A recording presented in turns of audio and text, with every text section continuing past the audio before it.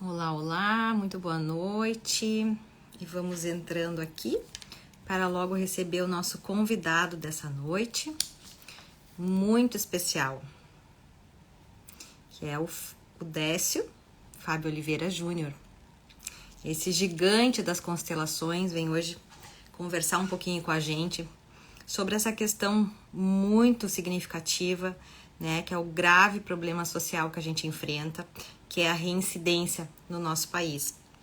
Mas especialmente o Décio, ele conhece muito de gestão. Olá, Beloni, boa noite. Tânia, Alexandre, Juliana, obrigada. Que bom vocês estarem aqui.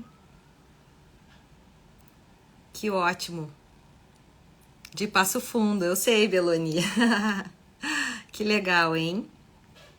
Temos muito a fazer ainda em Passo Fundo, viu? Amanhã eu vou estar lá, inclusive, com uma reunião com a quarta delegacia da SUSEP. Então, para nós tratarmos da implantação do projeto Justiça Sistêmica, também na região do Presídio Regional de Passo Fundo, Erechim.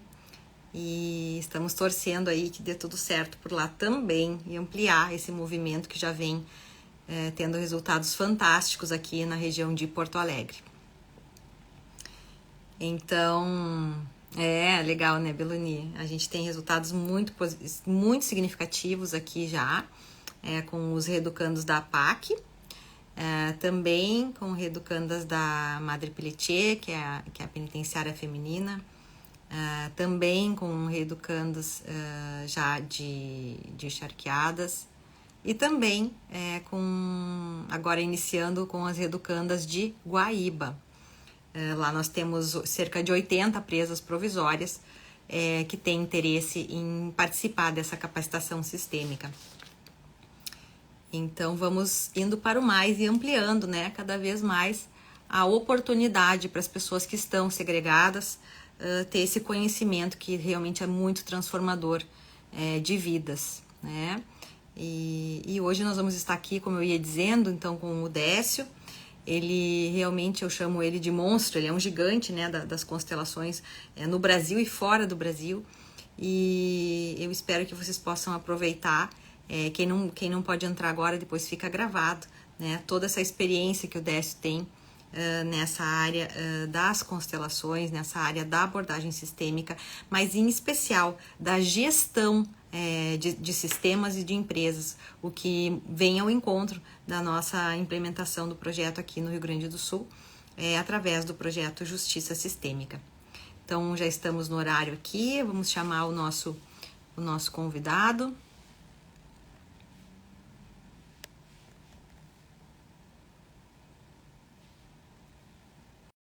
E vamos aguardar ele entrar aqui. Moema, que prazer te ter aqui. Muito obrigada por prestigiar esse momento. Eu diria que das web lives que nós fizemos até agora, esse é um dos mais significativos. E tá aí, olá. Entrando. Olá, Décio. Sim. Como Boa noite. vai? Boa noite. Tudo jóia. Sei que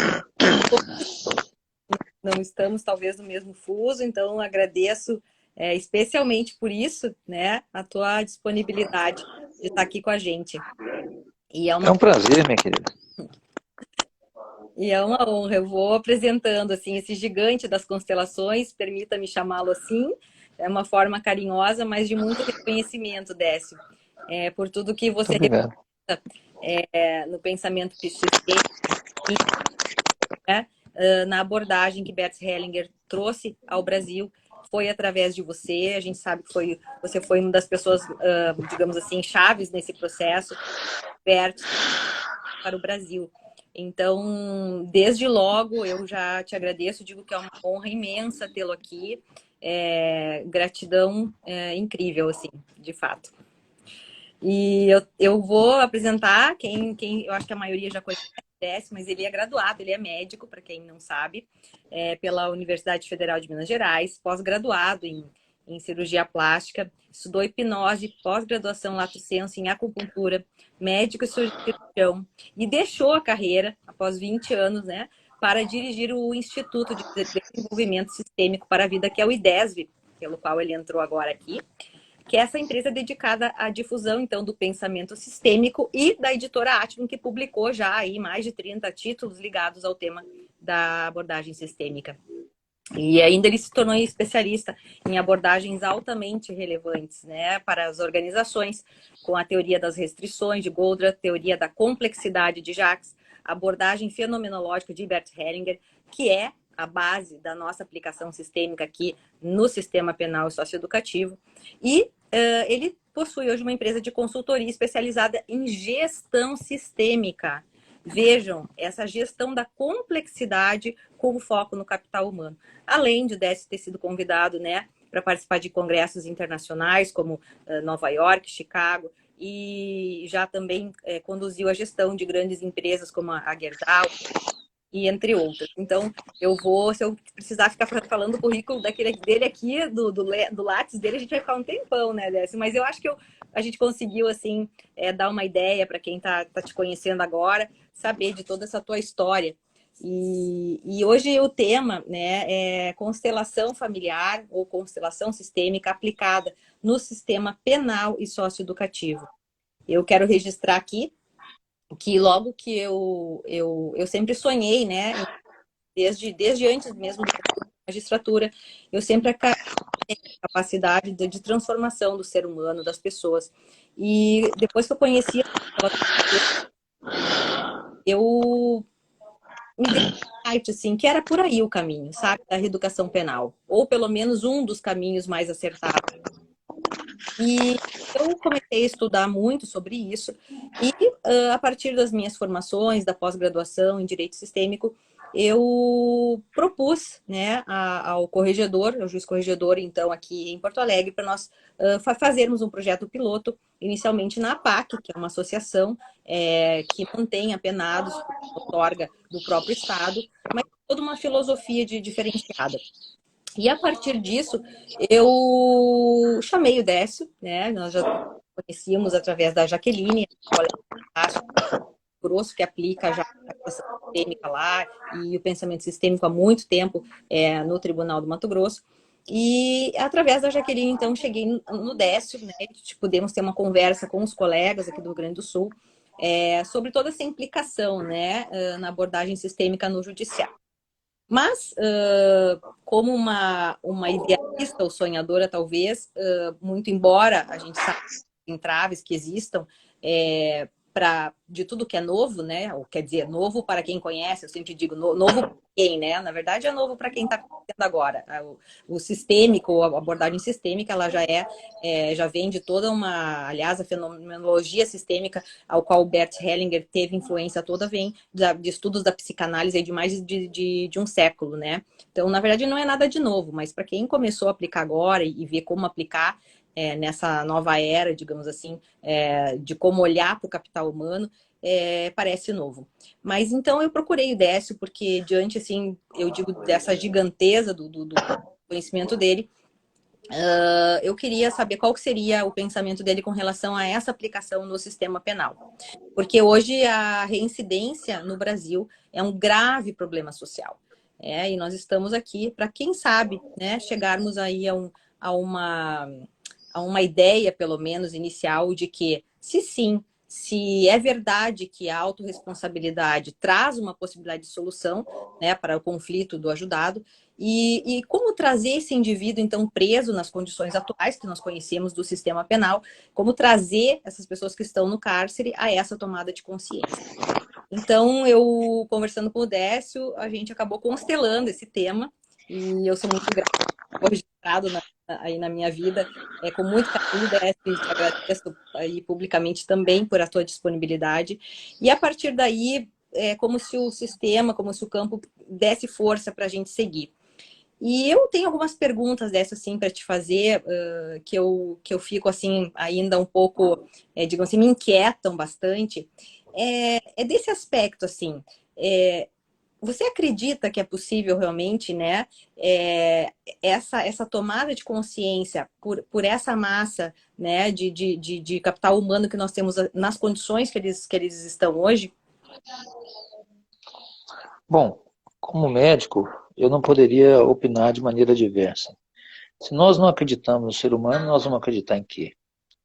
Né? O ser humano chegou aqui por sua grande capacidade de atuar de maneira cooperativa.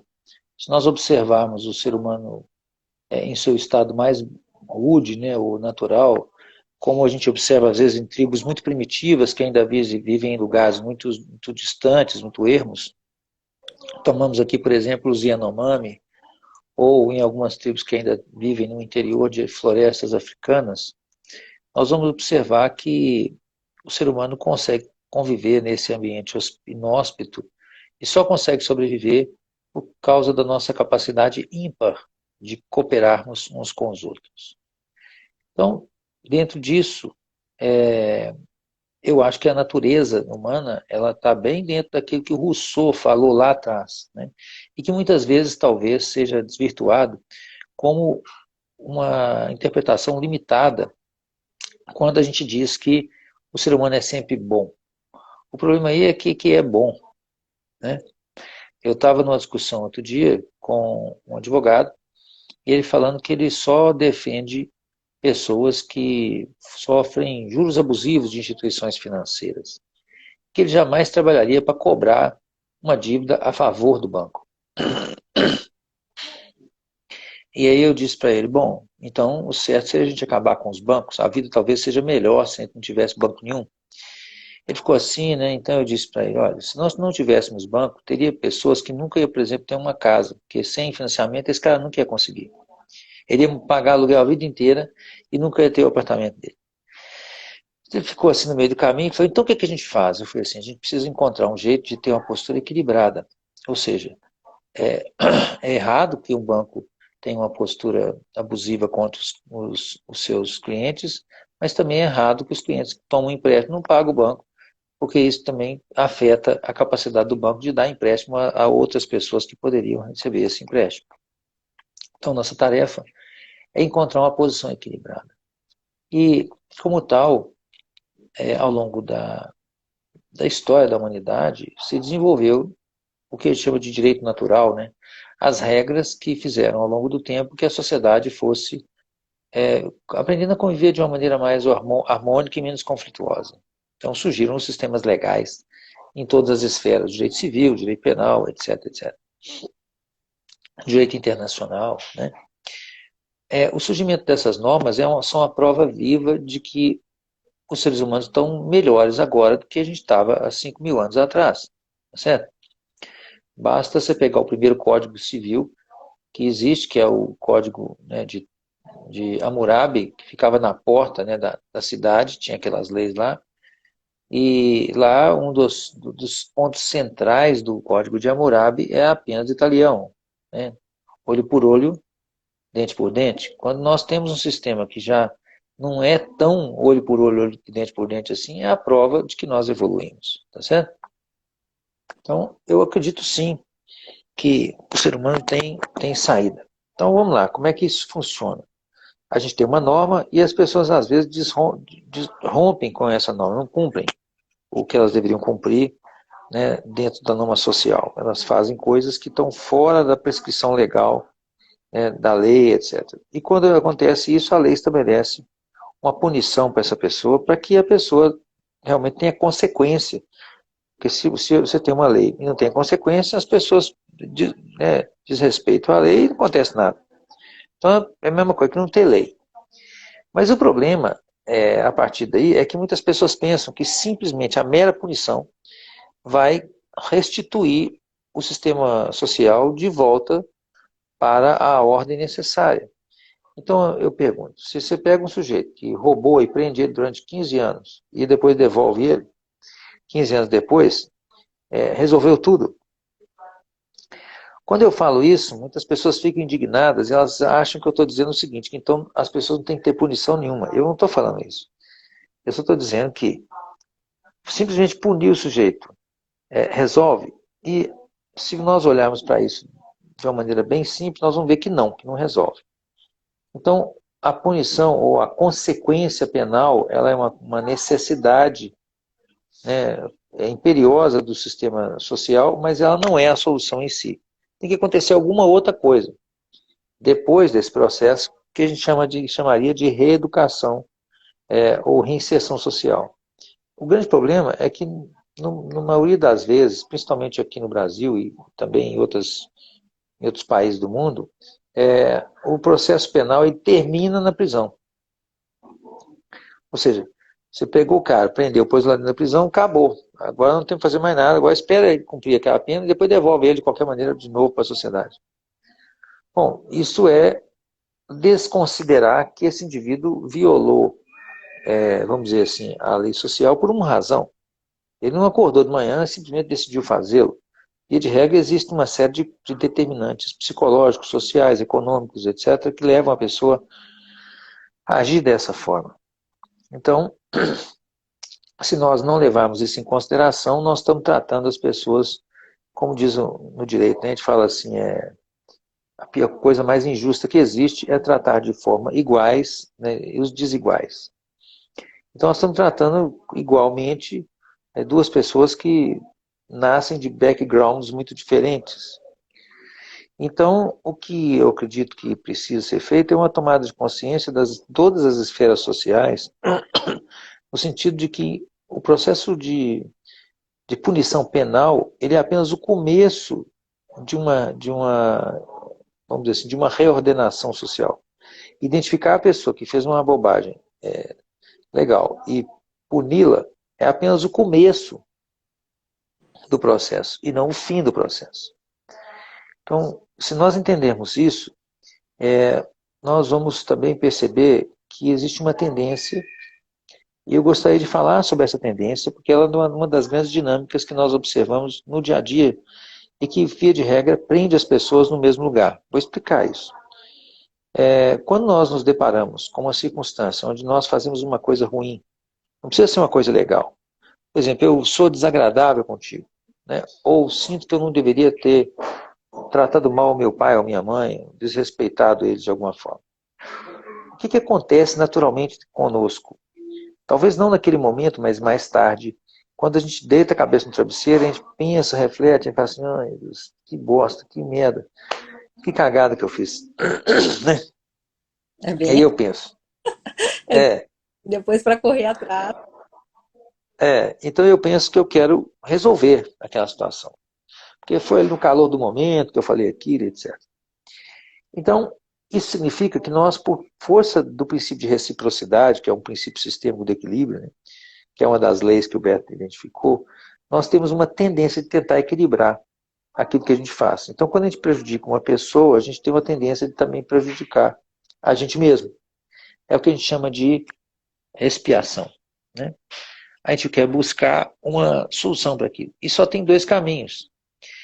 Ou eu aceito que o outro faz uma coisa ruim para mim, que é a punição, ou eu, na verdade, me antecipo ao outro e bato em mim mesmo, que é outra forma de punir, ou então eu compenso o outro por aquilo que eu fiz de ruim.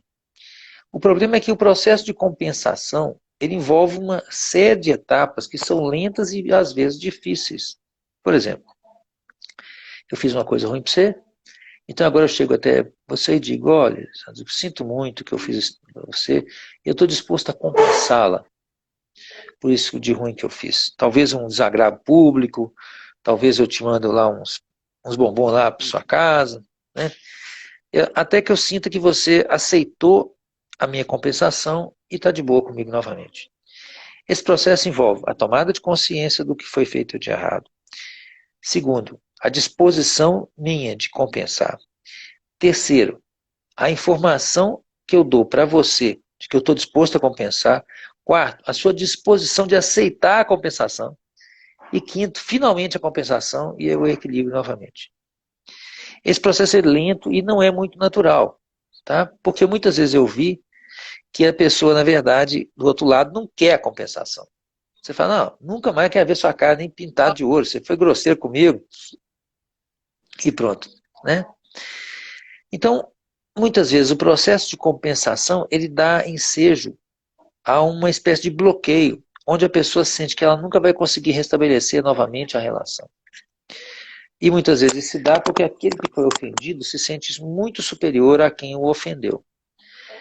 Esse status de quase endeusamento da vítima, né, muitas vezes leva que as relações não podem mais ser recuperadas depois de uma ofensa ou de um dano. Esse tipo de situação também leva a um outro subterfúgio. É a ideia que a pessoa que causou o dano não pode ser reintegrada socialmente. Tipo assim, existem crimes que não tem jeito de ser reintegrado. Eu não estou falando aqui de assassinato, não. Muitas vezes é só uma separação de casal, né? Tá? Muitas vezes é só uma briga de rua, né? Então, o que acaba acontecendo numa circunstância como essa? Nós entramos dentro de um movimento onde a pessoa que comete uma falha, ela espera ser punida. Ou, melhor, ela se antecipa e ela mesma se põe. Com isso, ela fica de consciência leve, porque ela fala assim, ó, fiz um mal para você, também estou mal agora. Então ela sente que ela está ok. Mas agora vamos fazer um teste aqui, vamos ver se isso funciona desse jeito mesmo. Vamos imaginar o seguinte. Imagina você, Lisandro, que nós dois estamos no supermercado, você está fazendo suas compras, eu as minhas. Por um descuido meu, esbarra em você e a sua cesta de compras cai e, porventura, em função disso, uma dúzia de ovos sua que está lá dentro quebra-se. Né? Eu fico me sentindo mal por isso, eu abro a minha cesta de compras, lá dentro também tem uma dúzia de ovos. Eu abro o pente, te faço contar os ovos, você conta lá, tem 12 certinho. Aí eu digo para você, agora nós vamos ficar aqui, quer ver? Eu pego minha cesta de ovos e jogo ela toda no chão e quebro todos os meus ovos. Agora nós estamos quites, certo? É a quitação arcaica, né? Só que não, né? Tá?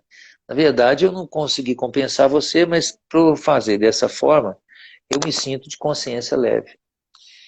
E muitos de nós ensinamos os nossos filhos a fazer isso dessa mesma forma. Ensinamos como? O menino faz uma coisa ruim, você vai lá e bate nele.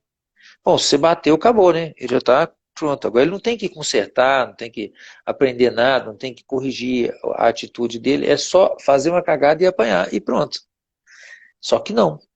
Esse tipo de situação impede o crescimento, impede a aprendizagem, impede a solução verdadeira, que seria a reeducação e o aprendizado da conduta correta. É por isso que eu digo que o sistema penal não pode começar com a punição. Desculpa, ele pode começar com a punição, mas ele não pode terminar com a punição. Né? Então, a punição é, por assim dizer, um sinal de que a pessoa está fazendo uma coisa ruim, mas ela não pode ser tudo, não pode terminar aí.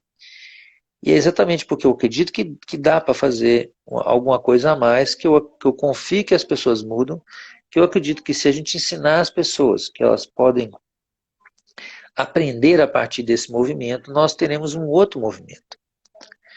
Né? Veja bem, Jesus só andou do lado de pessoas que tinham feito algum tipo de delito. Né? Era os cobradores de imposto, as prostitutas, os ladrões, as pessoas da ralé social. Por que ele não andou só com os doutos e os puríssimos e inocentes? É porque é o seguinte, essas pessoas já sabem a resposta. Ele tinha que andar com aqueles que não sabem ainda. A tarefa dele é melhorar a humanidade. Então, na verdade, ele vai. O que você vai ensinar para um cara que já é doutorado? Você vai ensinar para o sujeito que não sabe aprender a ler ainda. Né? Então, através dessa atitude de investirmos nesse elo mais fraco, ou como diz um primo meu que é psiquiatra, ele falou assim, Décio, eu sigo um filósofo aqui, ele falou que a qualidade de uma sociedade, do ponto de vista de evolução social, está intimamente relacionada com a forma como essa sociedade trata os seus excluídos, aqueles que têm menos chance. Se até esses caras essa sociedade trata bem, então é porque o resto das coisas está mais ou menos arrumada. E eu pude ver, assim, minhas muitas viagens, né, como isso é verdadeiro. Quando você vai num país nórdico, como a Noruega, a prisão deles, véio, é quase como se fosse um hotel 3 estrelas, pelo menos. Tá? Então aí a gente começa a perceber que existe punição, vocês entendem? Mas a solução, ela transcende a punição, ou seja, a punição é apenas o começo do processo penal, ela não é o fim do processo penal. É isso que eu, assim, basicamente, se eu fosse dizer tudo, assim, acho que não dá para contar muito chão ainda, mas eu gostaria de frisar isso. E Décio, assim, qual o conceito mórfico, né, do sistema penal no Brasil diante da atual condição das prisões? Porque a gente sabe, né, que todos os sistemas eles estão enredados, digamos assim, por um campo, né?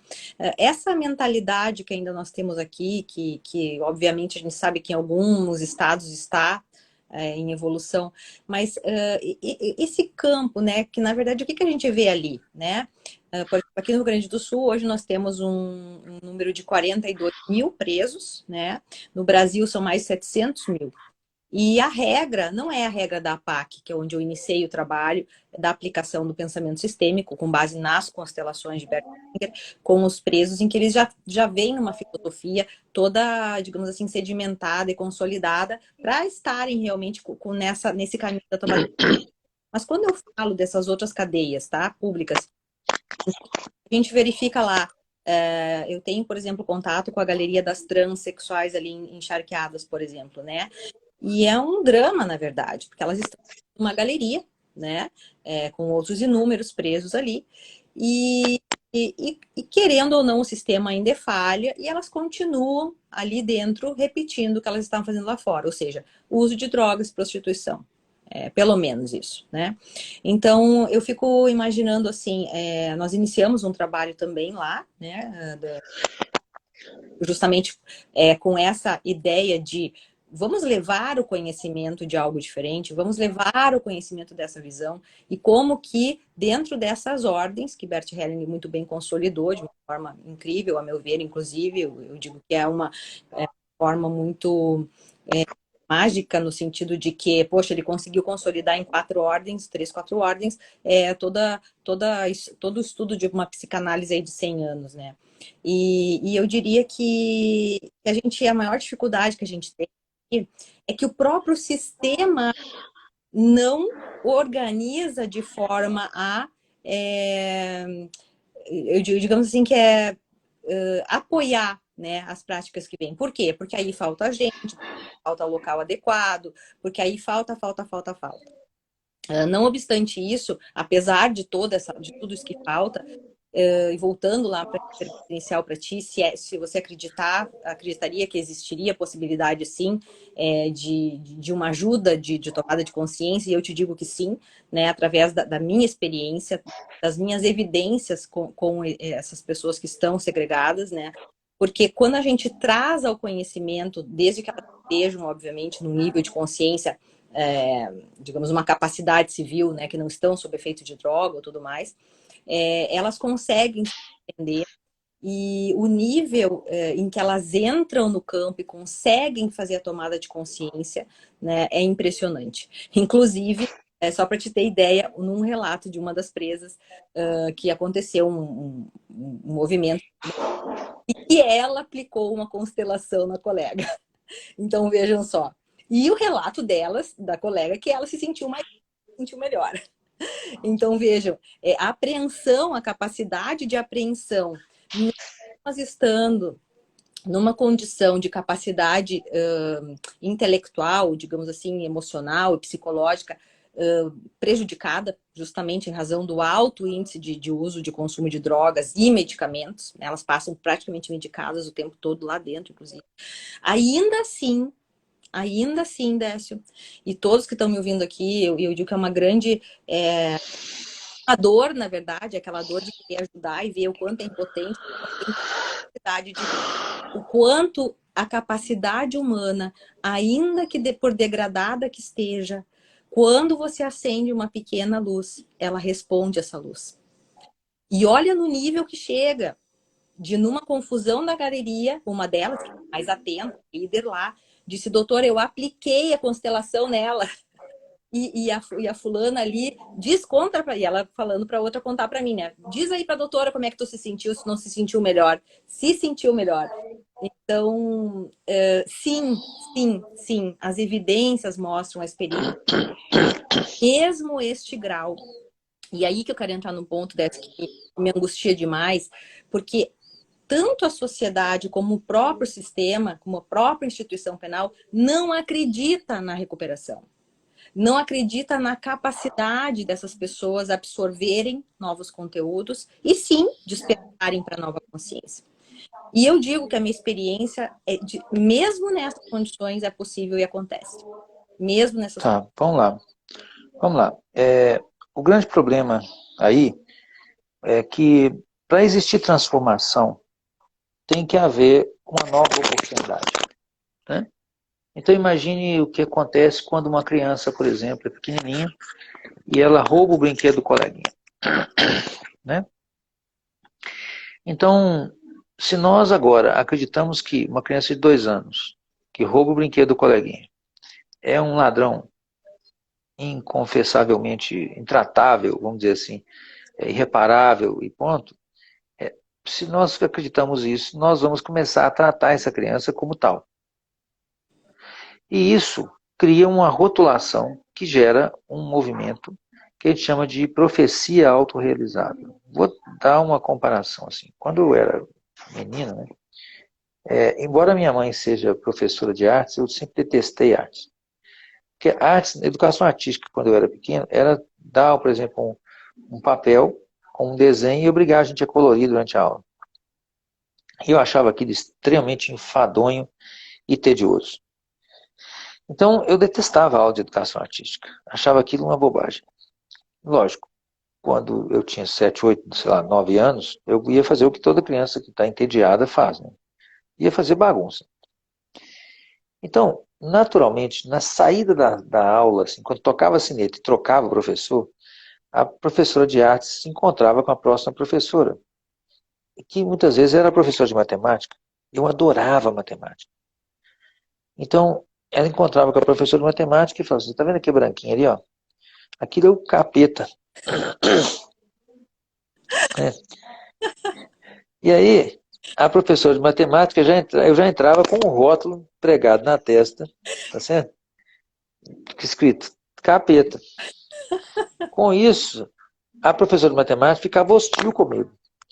Mas não precisava, porque na verdade eu era outro aluno na aula de matemática, porque aquilo era outra coisa que me interessava e eu achava aquilo bom. Eu só ficava encapetado na aula de educação artística porque era tedioso, né?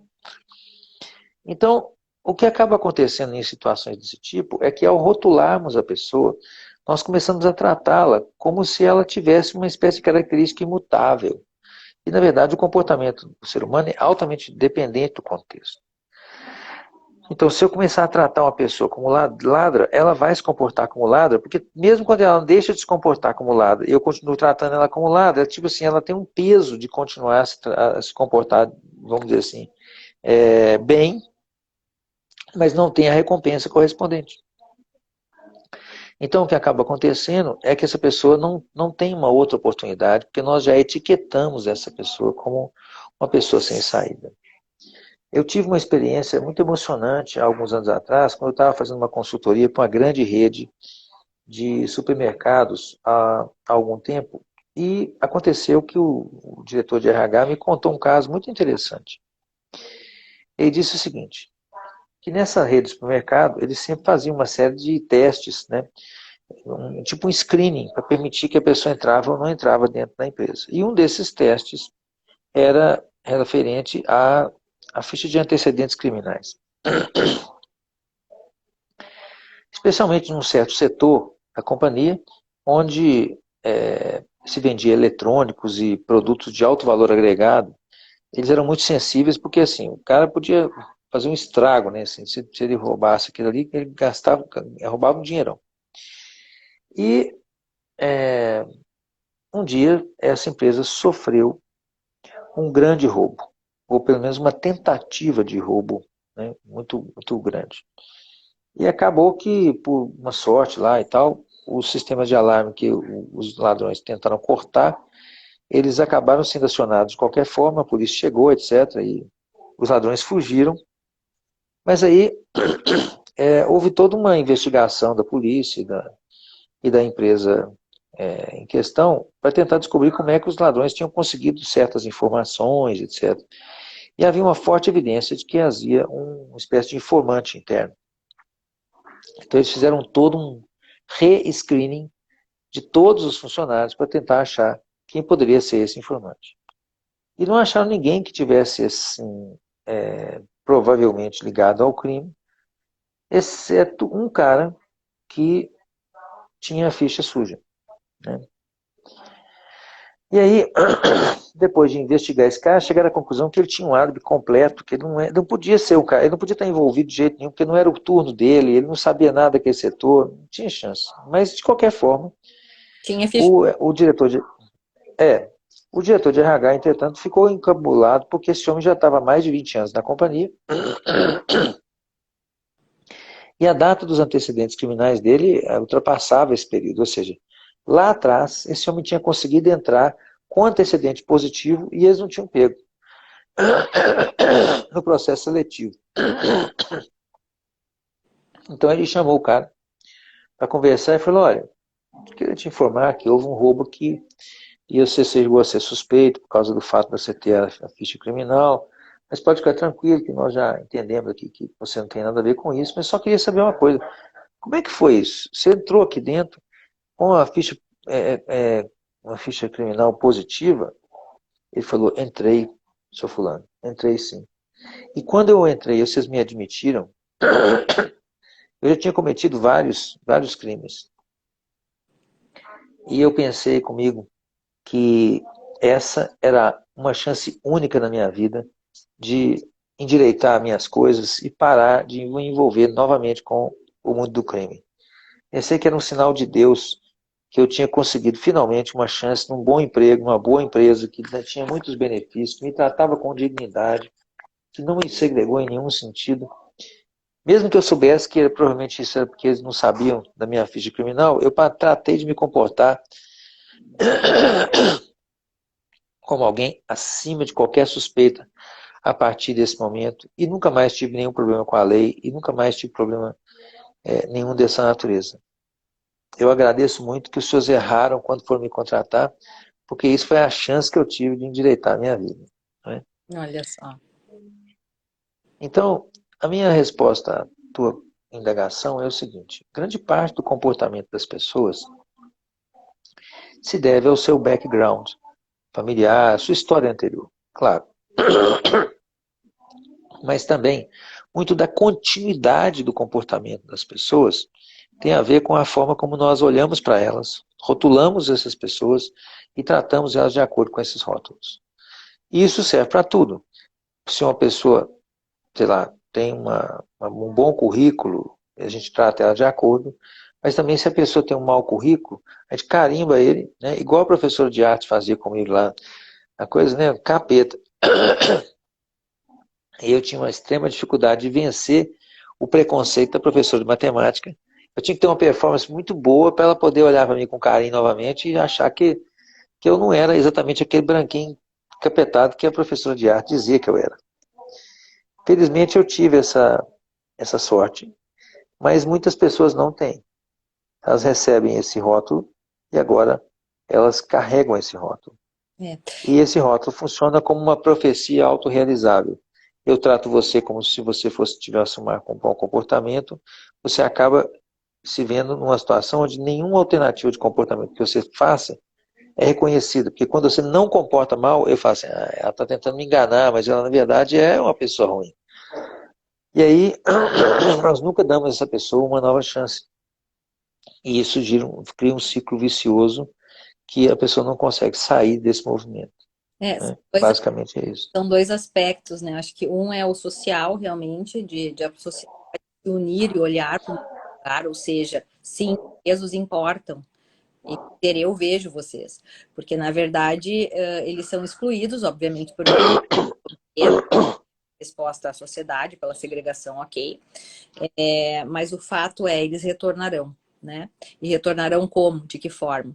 Então, esse olhar, né, da sociedade com uma responsabilidade também para isso, para esse problema, no sentido de cobrar das autoridades, de cobrar do sistema penal, que se tenha um efetivo olhar de ressocialização.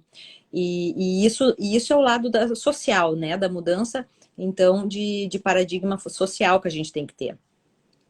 Ah, eu acho que o Décio caiu aqui. Vamos convidar ele de novo.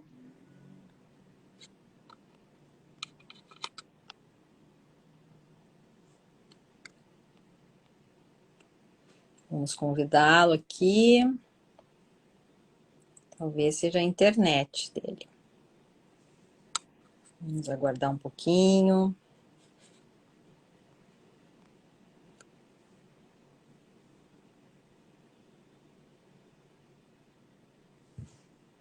Ele não tá. Sim, Nivas, ele caiu. Eu estou tentando fazer o convite de novo, mas talvez seja a internet dele lá, porque ele não está recebendo o convite. Vamos aguardar um pouquinho.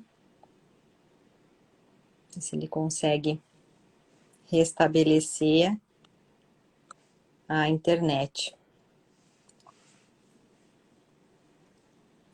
Ele ficou sem internet e eu estou sem luz aqui. Estou ainda no fórum e já pedi para eles não desligarem a luz e eles desligaram a minha luz. Então eu estou só... Ainda bem que eu vim aqui com...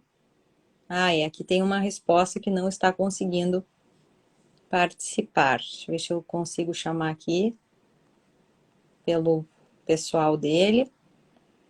Convidando o Décio pelo pessoal. Vamos ver se ele responde.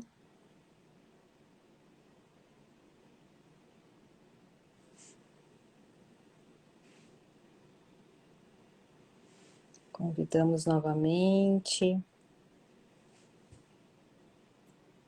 Com certeza é uma instabilidade na rede dele. Olá, Pronto? voltamos. Sim. Eu caio. Sim. Então, que eu estava comentando que tem um aspecto esse da social, realmente, né, das pessoas, de nós todos olharmos para essa realidade, mas tem também a questão da capacitação sistêmica para os agentes penitenciários que estão no sistema.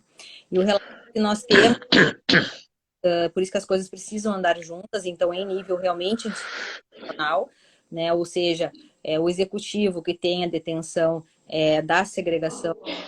Por isso também os servidores que atuam nessa parte precisam também olhar para isso, né? Porque, na verdade, essas pessoas embrutecidas, muitas vezes também pelos seus destinos difíceis, pelas suas realidades e tudo mais, acabam agindo de uma forma que reproduz a violência internamente.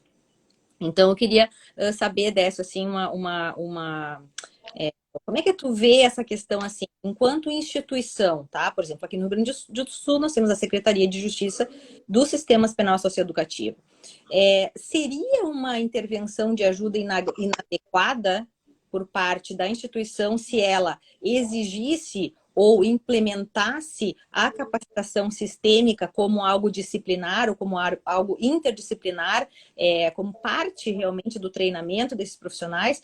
Você acha que essa seria uma ajuda inadequada no sentido de realmente exigir que os servidores passem por essa capacitação, ou seja, tenham esse conhecimento sistêmico, ou isso teria que ser através simplesmente de colocar à disposição dos servidores para que tivessem esse conhecimento? Como é que eu tenho um pouco de inquietude também nisso, porque se fala muito, né, em nível de constelação, em nível de sistêmica, vamos esperar sempre a vítima, ou o agressor, ou o perpetrador, ou as partes, ou os participantes, os representantes têm que ser convidados, têm que aceitar convite. Mas agora já estamos falando em nível institucional. Já entendi. Né? Já entendi. Minha posição em relação a isso é muito clara. E eu falo isso em relação a dividir aí, ou separar dois contextos. Um contexto diz respeito à intervenção que nós fazemos terapeuticamente sobre alguém, seja ela qual for. Né? Não importa, não precisa ser constelação, não. Pode ser até uma cirurgia. Tá? Eu acabei de passar, por exemplo, uma cirurgia anti-refluxo, e eu já sabia da indicação desse procedimento cirúrgico para mim já há mais de 10 anos. Ou seja, eu já cumpria critérios na minha cabeça como médico para poder ser operado há 10 anos atrás. tá certo? E, entretanto, eu posterguei isso até o momento em que eu comecei a ter uma alteração pulmonar por causa do ácido cair um pouquinho lá no meu pulmão e queimar ele um tiquinho. Então eu passei a ter uma pequena bronquite, né? E se não, enquanto isso não aconteceu, eu não me convenci de que eu deveria operar. Então imagine alguém que dissesse assim, não, Décio, você tem que operar. Não, Décio, você tem que fazer uma cirurgia de ponte safena. Não, Décio, você tem que fazer qualquer coisa. Isso se torna, na verdade, uma violência contra o livre-arbítrio e a intimidade e direito de autodeterminação das pessoas. Então, quando se trata de se submeter a qualquer tipo de procedimento, seja ele terapêutico ou psicoterapêutico, né, ou cirúrgico, ou o que seja, nós temos que acatar a liberdade individual de escolha das pessoas. Ponto. Qualquer coisa menos do que isso, e nós estamos dentro de uma circunstância de ditadura, tá certo? Então, Perfeito. se a gramática da língua portuguesa é essa, e alguém me obriga a usar um pronome neutro, e a gramática não é essa pessoa está me obrigando a fazer uma coisa que vai contra a regra social. Então, ela está me fazendo um movimento totalitário contra a meu livre-arbítrio pessoal. Isso é uma violência. Tá? Então, forçar uma pessoa a submeter a qualquer coisa é uma violação do direito individual. Nós chegamos a ter uma democracia exatamente para ter esse direito de não sermos obrigados a fazer nada que a gente não queira. Tá certo? Muito bem. Outra coisa muito diferente é quando nós oferecemos uma capacitação ou treinamento, qualquer que seja, como parte integrante da capacitação para qualquer atividade profissional. Então, institucionalmente, eu defino um currículo para os médicos. Os médicos têm que estudar bioquímica, eles têm que estudar fisiologia, eles têm que estudar patologia, eles têm que estudar farmacocinética, eles têm que estudar um monte de coisas que a gente estabelece que para ser um bom médico, ele tem que saber que certas coisas funcionam dessa ou daquela forma. Alguns vão dizer assim, não, mas eu vou ser psiquiatra, nunca vou precisar estudar cirurgia. Não, mas você tem que ter uma noção do que é que se faz uma cirurgia. Ah, mas eu vou ser dermatologista, não preciso dar obstetrícia. Não, você tem que ter um conhecimento básico. Então. Minha mãe dizia que conhecimento nunca ocupa espaço e nunca é demais. Quer dizer, saber algo não te atrapalha, na maioria das vezes. No mínimo, te dá noção da sua ignorância, o que faz com que você não dê opiniões idiotas sobre coisas que você não sabe. No mínimo, você passa a olhar com olhos diferentes quando você sabe que existe um mundo por trás de algo que você não domina. Então, como estratégia de formação profissional, eu acho que institucionalmente a gente pode sim, se é possível, se existe o recurso, se nós acreditamos que isso possa oferecer um benefício, formar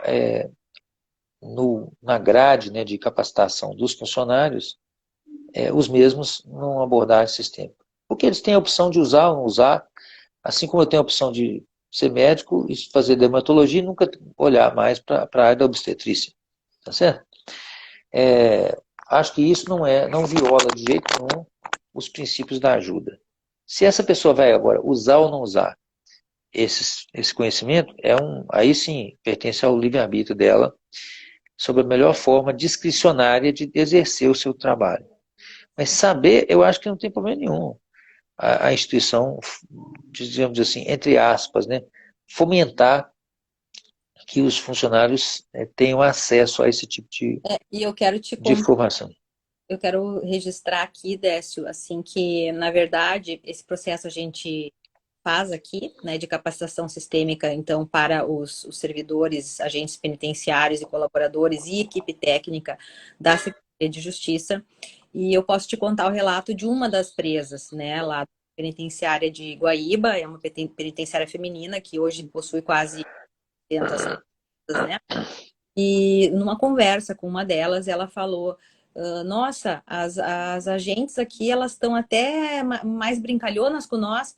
Nossa, sabe como mudou, como tá mais leve depois da capacitação. Então, Uhum. é como se... é que ela diz que quem passa pela experiência desse conhecimento, quem passa pela experiência do conhecimento da abordagem sistêmica, em especial da forma em que Bert Hellinger consolidou, que é uma forma muito simples, muito fácil de ser compreendida, porque, na verdade, como você falou, ela faz parte do natural do ser humano, na verdade, está adormecida apenas, leis universais que estão adormecidas apenas. Então, ela é como se as pessoas, através do conhecimento, elas conseguissem ligar aquela chave exatamente e realmente os comportamentos modificados, quase que instantaneamente, a ponto de essas pessoas sentirem a diferença no ambiente da cadeia. E outro depoimento que nós tivemos também, da diretora do Madre Pelletier, que é uma outra penitenciária feminina aqui, ela disse isso na presença do examinador, inclusive do Prêmio Novari, que veio nos visitar para a constatação da segunda fase desse processo, e eu não sabia, fui tomada de surpresa com o comentário dela, que ela disse, doutora, eu não sei o que aconteceu aqui, mas depois que começou o processo, em março, simplesmente nós não encontramos mais telefones nem drogas nas revistas de visitas. Então, eu diria que muito mais do que uma transformação pessoal interna, né? Que os cuidadores isso adiante, muito mais uma mudança na postura interna, tanto de reeducandos como de agentes, ocorre uma mudança que eu diria mórfica nos campos em que elas estão inseridos. Porque a mudança que ocorre nelas, de alguma forma, e eu acredito nisso, de alguma forma está chegando nas pessoas que vão até lá, né, como elas chamam, para puxar a cadeia com elas, que são as pessoas que, ou seja, marido, companheiro, familiar, enfim, né? Elas usam muito esse Ótimo. Eu termo, né? gostaria de pedir um favor, né, doutor? É o seguinte, nós Uhum. tivemos há algum tempo atrás uma sessão no Senado muito agressiva contra as constelações, onde uma série de pessoas escolheram a dedo algumas evidências muito pontuais, porque que elas achavam que as constelações eram nocivas ao, ao Instituto Social, inclusive à saúde pública, etc. Eu não duvido que existam práticas que são nocivas mesmo, porque a própria existência do direito penal mostra para nós que tem gente que, embora a gente saiba há milênios os 10 mandamentos, nem todo mundo segue os 10 mandamentos, né? Nem a gente consegue, né?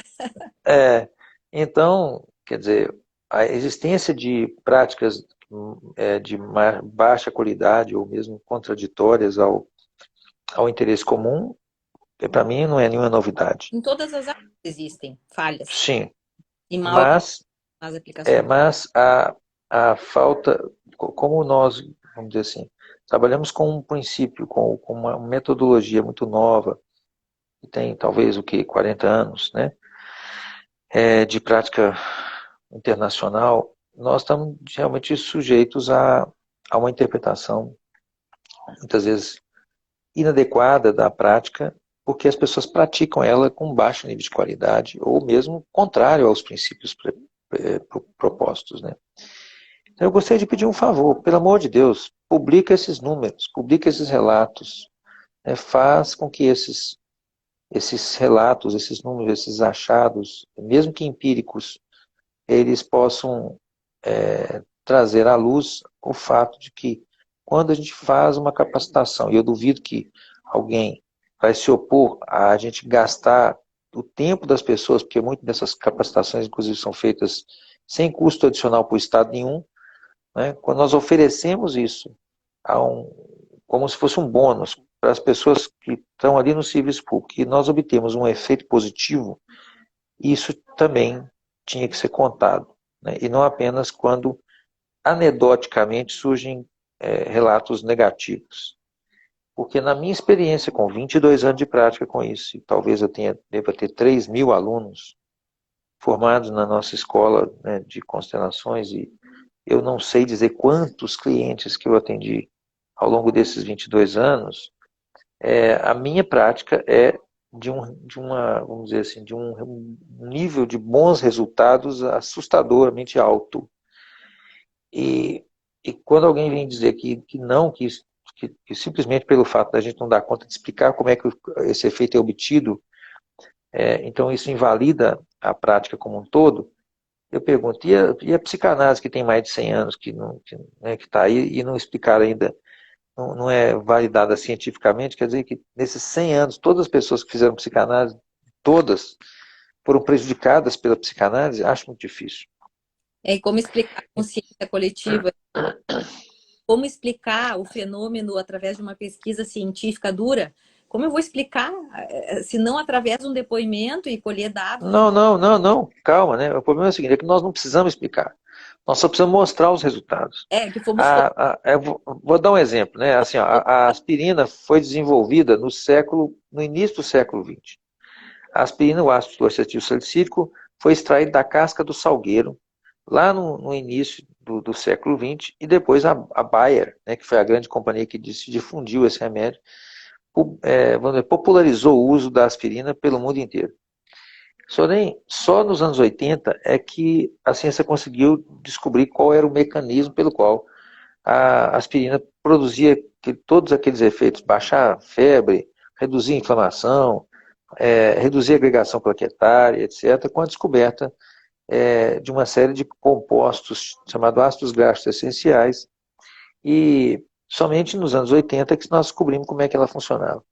Eu pergunto, nesses, sei lá, 100 anos que nós usamos aspirina antes da descoberta do mecanismo, ela não baixou a febre das pessoas? Então, nós temos como demonstrar, através de pesquisas empíricas, que essa filosofia, principalmente quando ela é bem feita, bem implementada e bem aplicada, ela produz bons resultados. E, no momento, é o que dá para mostrar, porque nós não temos realmente condições de mostrar o mecanismo. Exigir da gente que explique o mecanismo é como exigir que a gente tivesse condições de explicar o mecanismo da aspirina, né, antes que a tecnologia ou que a ciência tivesse informação suficiente para isso, né?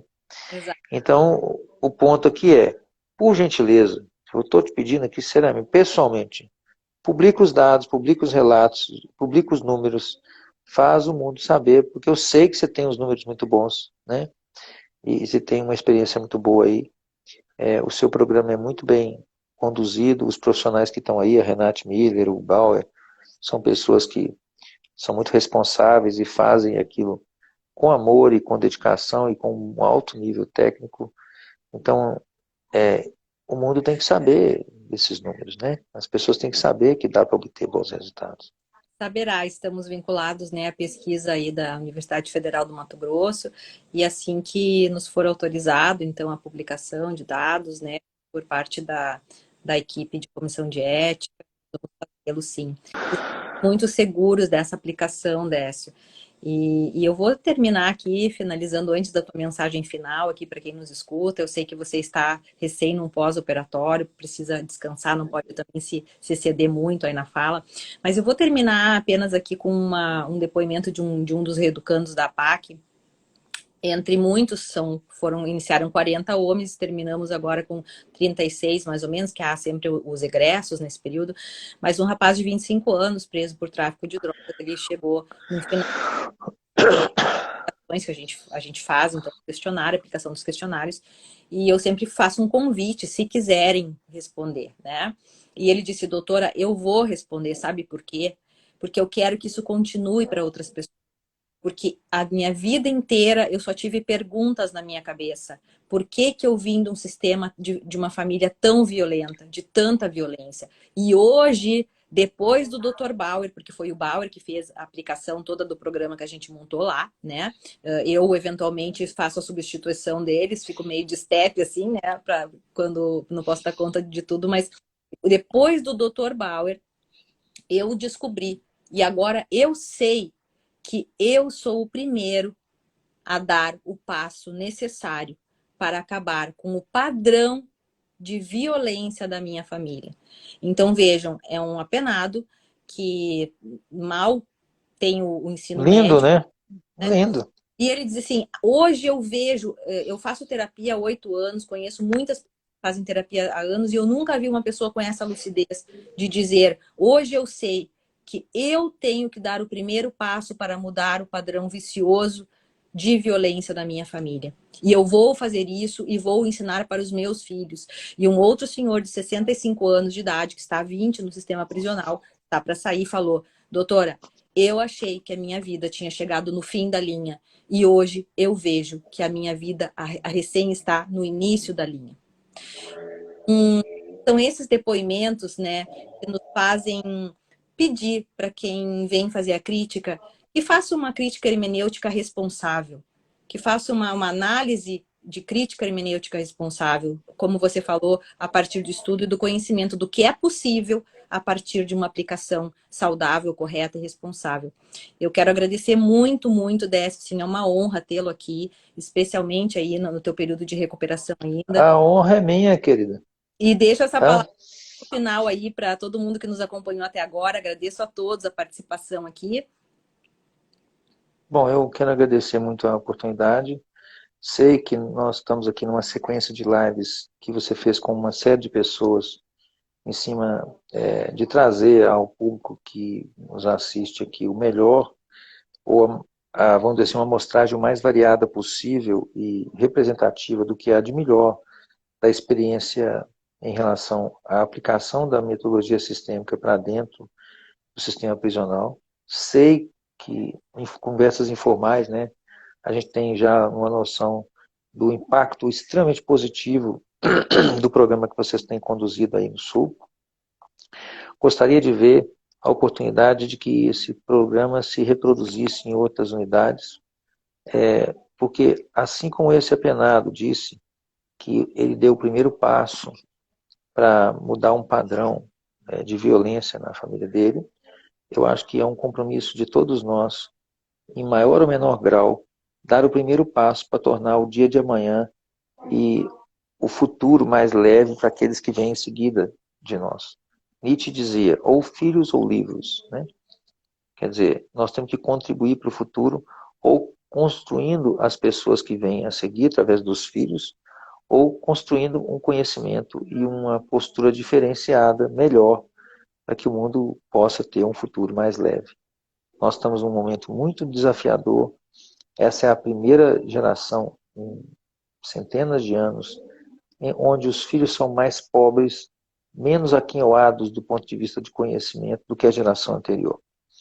E isso é um ponto de inflexão muito sério, porque a introdução das tecnologias de comunicação, como essa aqui, tem produzido uma crescente polarização das opiniões. Todo mundo só quer saber de escutar ou falar com outras pessoas que rejeitam a mesma coisa que ela rejeita, e com isso elas têm a ilusão de que elas estão agrupadas num grupo verdadeiro, mas na verdade construir qualquer coisa exige de nós nos alinharmos com as pessoas que querem as mesmas coisas que nós e não com as pessoas que rejeitam as mesmas coisas que a gente rejeita, o que é bem mais desafiador. E quando eu vejo pessoas que tomam em suas mãos, de uma maneira humilde, constante, sensata, e, digamos assim, cheia de amor, né? Amor prático, fazer todo dia um pouquinho o que é necessário para que, efetivamente, o sistema penal não termine na cadeia, e sim comece na punição e não termine nela, para que haja alguma coisa a mais, para que, de fato, o sistema penal seja uma oportunidade de crescimento, aprendizagem e reintegração social. Eu só tenho que agradecer. Como cidadão, eu agradeço vocês, tá, por aquilo que vocês estão fazendo e desejo certamente que vocês possam reproduzir esse mesmo procedimento em outras APACs ou outras unidades prisionais, porque definitivamente é uma coisa que tem muito a agregar para o Brasil, para o mundo, né, para a sociedade. Muito obrigado. Décio, sinta meu abraço afetuoso, gratidão e eu sempre aprendendo contigo e hoje foi mais um dia. Eu também sou aluna do Décio, das terças-feiras e sigo sempre aprendendo contigo. E o teu livro, quero dizer aqui de público também, que para mim, aliás, ele está aqui do meu lado, tá? Todo marcadinho, né? Para mim, o teu livro é o livro mais completo que eu conheço sobre a visão e o pensamento sistêmico. Então, eu sou muito grata também por você ter tido esse tempo de escrever e deixar esse legado para gente poder ter essa referência. Gratidão e vamos seguindo aí, vamos nos falando e vamos mostrar os dados, com certeza. Estou Obrigada. esperando, doutora. Quer ser o primeiro a ter acesso, hein? Muito obrigado. Compromisso assumido. Um abraço a todos que não estão nos ouvindo. Muito obrigado. Um abraço. Tchau, tchau.